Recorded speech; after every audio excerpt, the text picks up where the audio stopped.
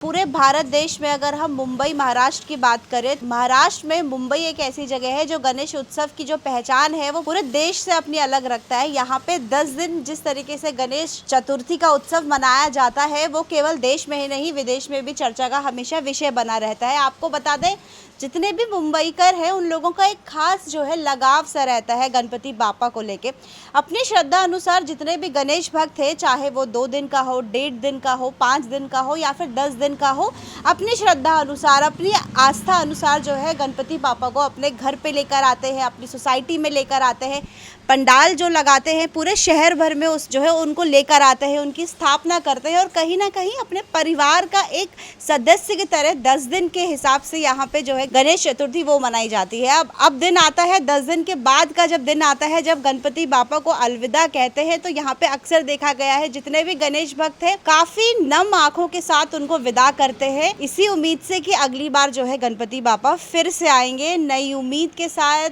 नए प्यार के साथ जो है वो हमारे परिवार में रहेंगे। जितने भी विघ्न है, परेशानी है हमारी, वो सब गणपति बापा जो है हर लेते हैं। लेकिन इस पूरे प्रोसेस में यहाँ पे धर्म देखा, अपनी प्यार देखा है, अपना आस्था देखा है, लेकिन कहीं ना कहीं विसर्जन के बाद का जो दृश्य रहता है वो कहीं ना कहीं हमारी आस्था पे जो है सवाल उठाता है,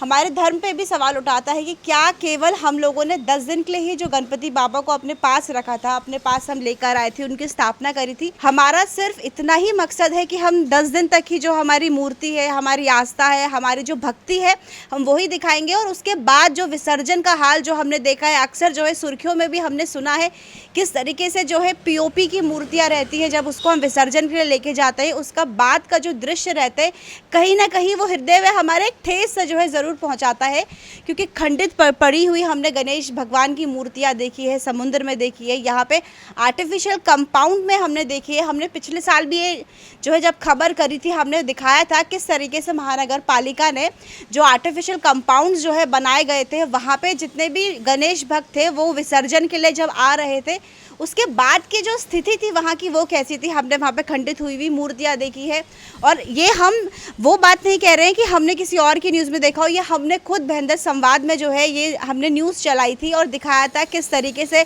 जो प्रशासन है वो हमारे धर्म के साथ, हमारी आस्था के साथ जो है इस तरीके से खिलवाड़ कर रहा है। विसर्जन की अगर बात की बात करें तो ये हमेशा से रहता है, लेकिन ऐसे में एक नाम जो है वो काफ़ी कुछ वर्षों से मीरा भाईंदर में जो है उभर के आया है, उनका नाम है हसमुख गहलोत जी। आपको मैं बता दूं, उन्होंने एक अभियान जो है वो चलाया था, इको मंगल मूर्ति अभियान, जिसके चलते जाके क्यों इस तरीके से जो प्रदूषण जो है वो भी होता है। आपको पता है कि एनवायरनमेंट में इसका कितना बड़ा जो है इम्पैक्ट रखता है। अगर हम वाटर पोल्यूशन की बात करें तो वो भी विसर्जन से जो है इफेक्ट करता है। तो उन्होंने एक अभियान चलाया जिसके चलते उन्होंने इको फ्रेंडली जो गणपति बापा की मूर्तियां रहती हैं उसकी वर्कशॉप स्टार्ट करी और पूरे जो मीरा भाईंदर शहर है वहाँ पे लोगों को जागरूक करने का जो है वो पहल की। तो कहीं ना कहीं वो काफ़ी सालों से, काफ़ी वर्षों से वो इस पहल की जो है शुरुआत जो है कर चुके थे। और आज अगर मैं 2026 की बात करूं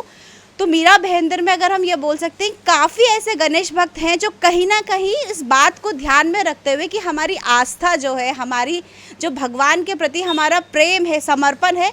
वो कहीं पे 10 दिन बाद उसमें कहीं खुद पे सवाल ना हो जाए। हम खुद जो है अपनी नज़रों से अपनी नज़रें मिला पाए कि 10 दिन तक हमने जब गणपति बाबा को अपने परिवार के लोगों की तरह रखा था, उसके बाद का जो है हाल ऐसा नहीं होना चाहिए। तो अब लोग जो है पीओपी वाली जो मूर्तियां हैं उससे कहीं ना कहीं शिफ्ट होके इको फ्रेंडली जो मूर्तियां हैं उसको लेकर आते हैं। कुछ वर्षों से मीरा भाईंदर में लोग जो है उनमें बदलाव आया है।